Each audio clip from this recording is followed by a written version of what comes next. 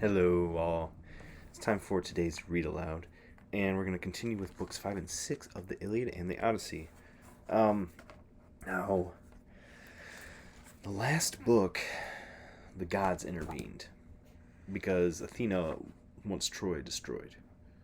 And Zeus is like, let's get this over with, but he lets her do what she wants, and somebody, I forget who it was, imitated a soldier and convinced another soldier to shoot at Menelaus and wound him, and the war was back on. Even though it was almost over. Paris had lost.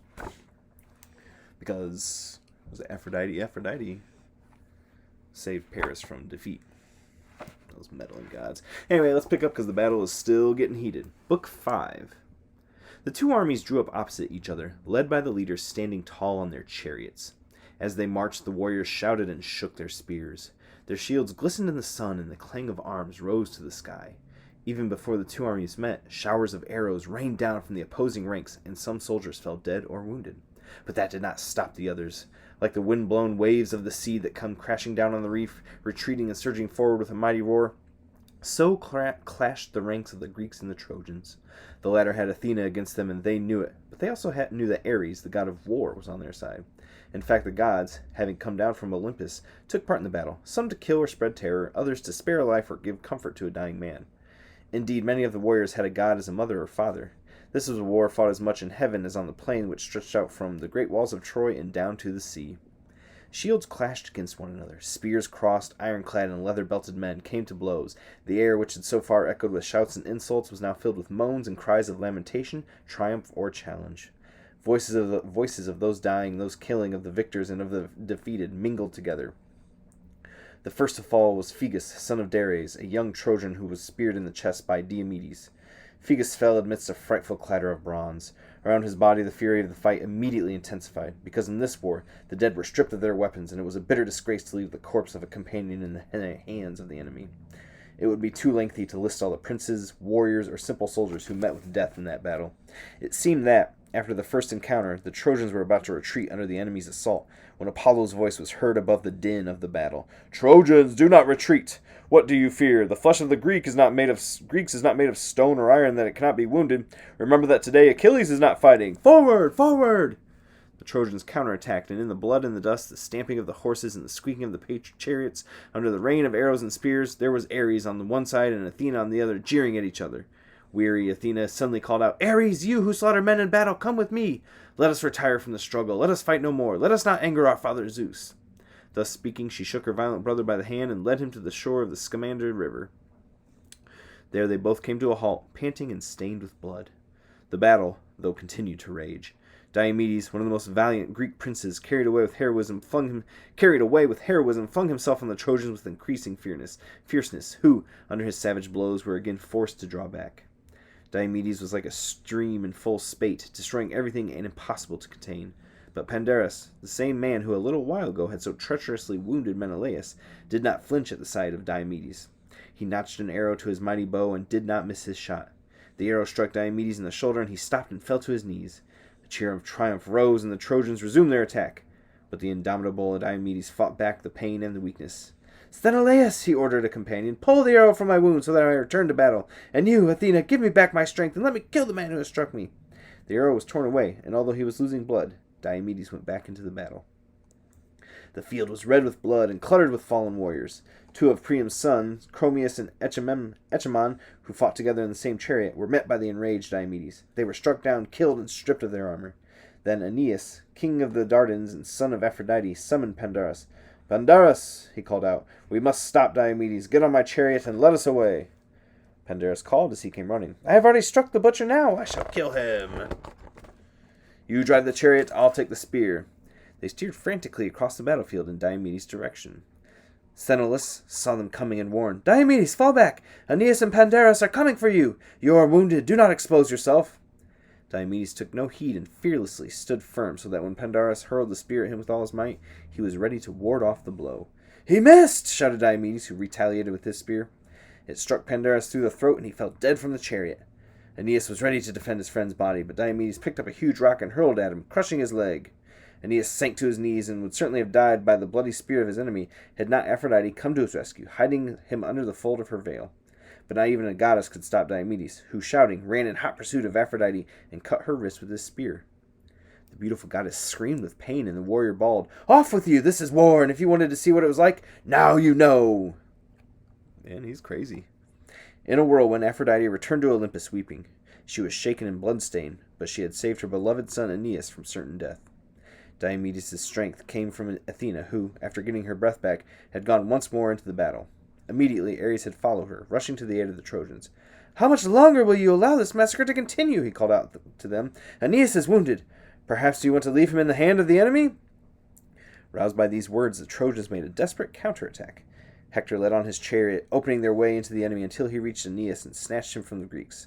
Although in a sorry state, Aeneas was still able to fight.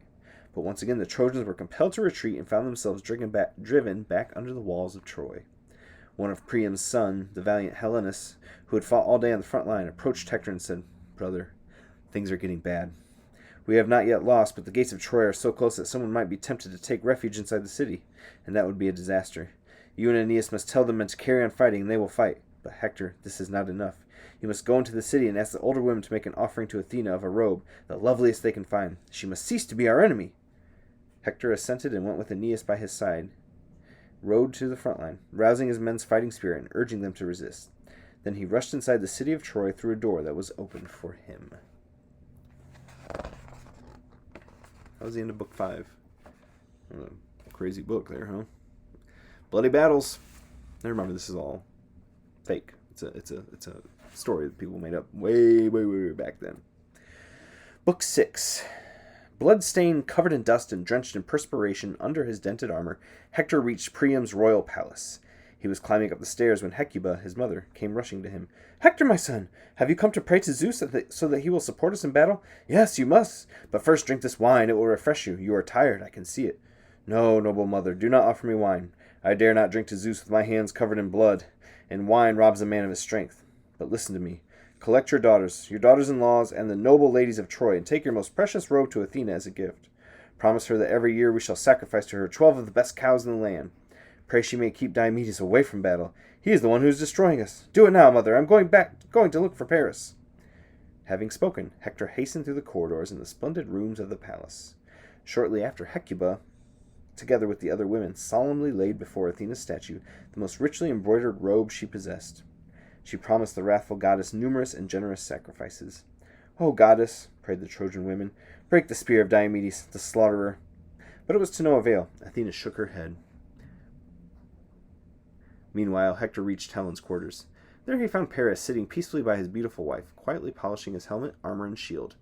"Shame on you!" Hector shouted reproachfully. "Our men are falling all around the city because of you. What do? You polish these weapons you don't even have the courage to use. Off with you, rascal! Run to your post and fight." "Hector, my brother," replied Paris, blushing. "Yes, you are right. You all fight and I remain inside. But be patient. Try to understand me. I was only seeking comfort at Helen's side. Anyway, she has urged me to return to the front. I shall only be a moment. Then I shall put on my armor and join you." Then Helen spoke. "Hector, I would rather be dead than be the cause of this war. I have tried to convince Paris to fight, but his heart is what it is. Come and sit by me, brother-in-law. Let rest a while, and—" "I cannot, Helen," interrupted Hector. "The Trojans are struggling and they need me. I wish to see my wife and son. You see to it that Paris gets ready and goes back to his post. This is a decisive day which may bring the end of us." And Hector left to find his wife, Andromache. But she was not in her rooms, nor with Hecuba and the other women making the offerings to Athena's statue. Having heard that the Greeks were winning, she had taken with her maid and her little son Astyanax, and had rushed to the walls and climbed up the tower over the Scaean gate which overlooked the battlefield. So to the Scaean gate Hector hastened. When Andromache saw him, she ran into his arms, pale and distraught. As Hector looked at Astyanax, that's his kid, and smiled, she whispered, "Ah, you unfortunate man, this bravery of yours will be the end of you. Have you no pity for me, Hector, nor for your little son? I have nobody else in the world but you. You are to me a husband, father, mother, and brother. Have mercy on us. Stay here in the tower. Rally the army from inside the city without going out to battle." "I should like to, wife," replied Hector thoughtfully, "but I cannot fail in my duty.